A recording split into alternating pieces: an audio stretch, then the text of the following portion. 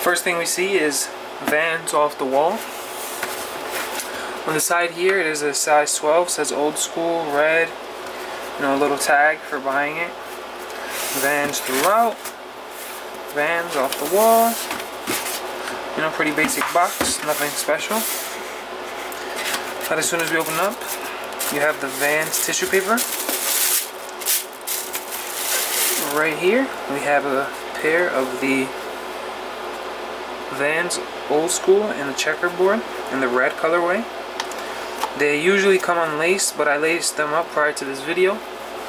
As you can see, it's an all red Old Skool with a checkerboard print here, and instead of it being the same white as the midsole, it's an off-white, which looks really nice, and that goes here along the side, around the back, and here.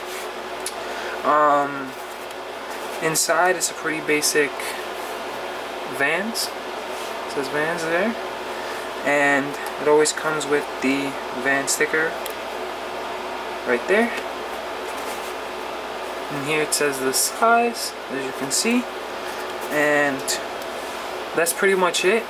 I'll give you a better look now in the on for review, which will be in 3, 2